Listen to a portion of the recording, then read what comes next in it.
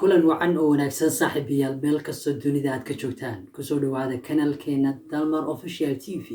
aniguna waxaan ahay Cabdikariin Cabdullaahi Yuusuf. dhinacayga bidix waxaa fadhiya maanta Maxamed Cabdi Diiriye. maanta halkan waxaan usoo fadhiisanay inaan su-aalo weydiiyo Maxamed Cabdi Diiriye. su-aalahaas oo aan filayo inaad ka heli doontaan dhammaantood. muuqaalkan waxaad leeyahay haddaad ku cusub tihiin fadlan subscribe, like, comment, share. inta waa dhankeena. su-aasha koowaad maxay wadan bilaabo waxay ku odhanaysaa keeba dooran lahayd Asad Xaajiyo iyo Dirisle Cabdi. Asad Xaajiyo iyo Dirisle Cabdi keeba dooran lahayd horta wallahi anigu laba nin oo iska taageeran garanaysa laba nacaan waa laba nin oo caan YouTuber waxaan leeyahay garabkiina idinku halkaa caanka ku noqoteen annaguna insha Allah dee wanaga soo socona markaa insha Allah anigu waxaan lahaa Dirisle Cabdi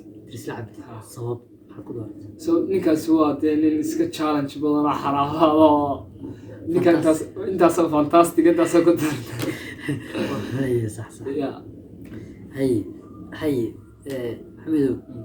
maxamed su-aasha kale aan ku weydiina waxay tahay laba mid unbaad dooranaysa keebaad jeceshahay inaad lagu marti qaado kalluun ama hilibgeed kalluun ama hilibgeed wallahi dee horta waa badiyo beri badiyo beri baad leedahay badiyo beri baan leeyahay markaa waxaan idhi anigu dee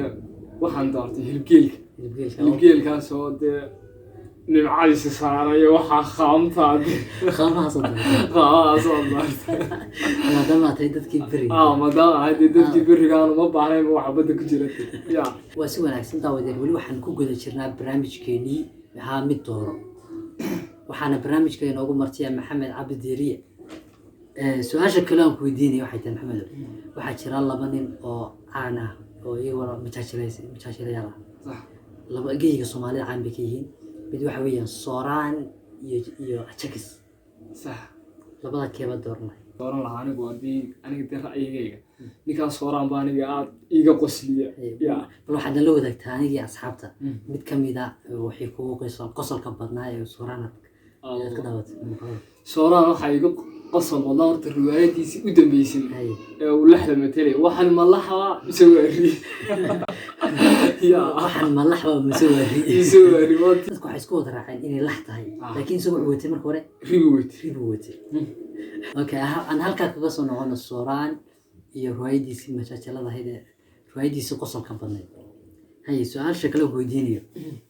hooyada iyo aabbaha keeba dooran lahayd Maxamed? الله horta labada waalid baa horta u jeceshahay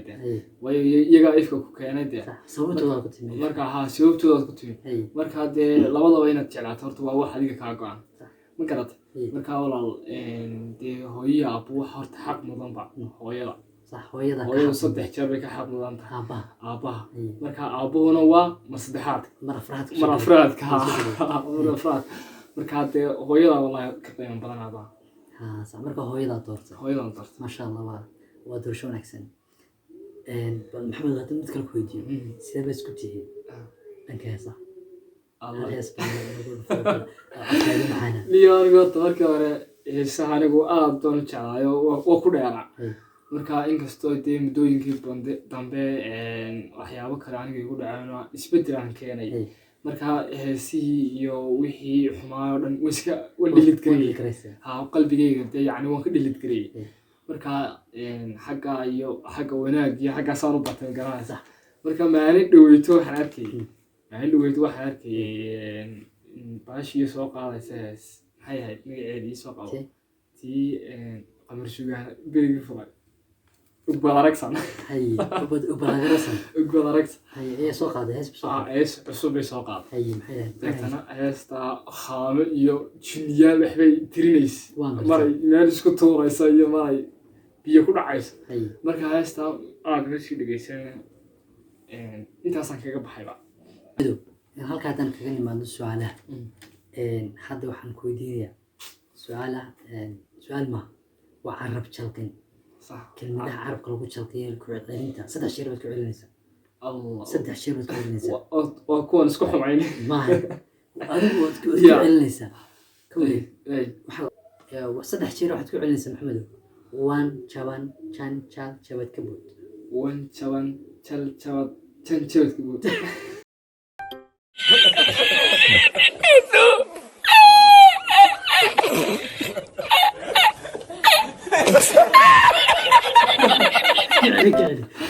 waa wan jaban jan jal jabad ka bood wan jaban jal jan jabal jabadka bood wixii baa jansho ka dhigtay carab jalgad sa isku diyaarta isku aad doon isugu xun walaa inkastoo ay ahaa kaga beriyaan iska yaraan lahaade waan isku xunahay laakiin hadda waxa weeyaan waa 3 jac waa wan jaban jan jal jabad ka bood wan jaban jan jabal jabadka bood soo maha cabdigeeri wallahi halka aad isugu xunaa saalkan weydiin lahaa lacagta iyo jacaylka kaba dooran lahayd maanta haddii lacagay jacayl ay soo hordhigo gabadh eeg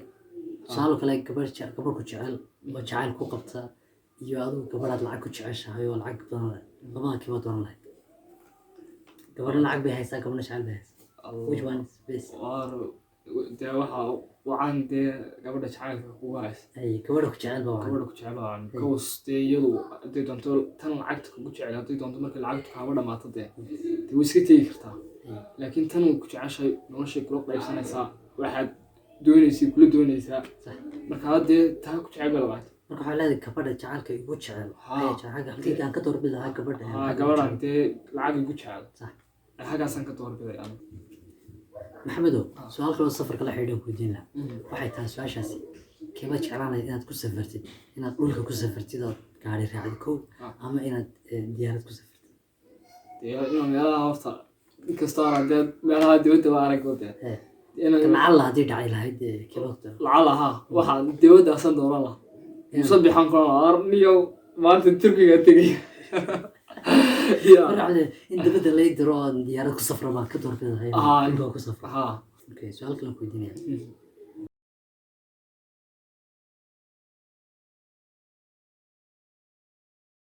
keeba jeclaan lahaa inaad guursadid gabadh caana ama gabadh aan la aqoon labada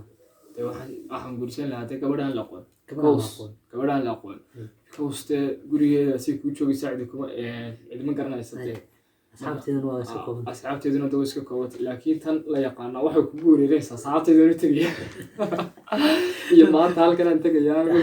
xaflad baan leedahay waxbaan isku soo sasaday marka jamkeeda farabadan qaskii way ku qasaysaa adiga way kugu qasaysaa marka waxaan lahaa anigu taa la qoon baan dee iska guursan lahaa okay su-aal kale ku weydiinay maxamed waa keeba jeclaan lahayd inaad dooratid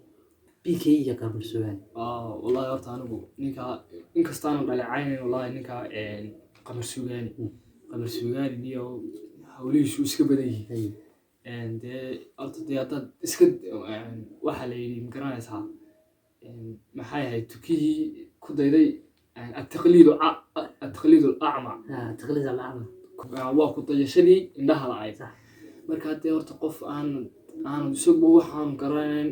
u raacay adiguna haddaad ku daba dayatid dee adigii baa kulmaya horta ninkaa anigu aad baan u taageeraa qamar suugaani laakiin caayi maayo marka waxaan leeyahay fariin baa u diray waxaan leeyahay dee qamar suugaani nin mas-uula baa tahay dee maalin dhaweydna wax yar baa kaa dhacay iska toobadkeena iska hagaaji baan kulan lahaa halkaasay kugula talinaya qamar suugaani marka ninka bkidan anigu dee aad taageer jiray inkastoo fankiiba ka baxay intaas waxaynu kusoo gabagabeynaa barnaamijkeenii laba mid dooro maanta barnaamijkeen waxay marti ugu ahaa maxamed cabdi dariye mas-uul qaran baa maanta agteeda fadhiya garabkayga bidix marka dhammaantiin waxaan idinka codsanayaa muuqaalkan qof kastoo daawada inuu sheer gareeyo subscribe tasaaro lana wadaago asxaabtiisa sheertana ha ilaawin youtube wuxuu leeyahay mar walba dadka ku daawada iyo dadka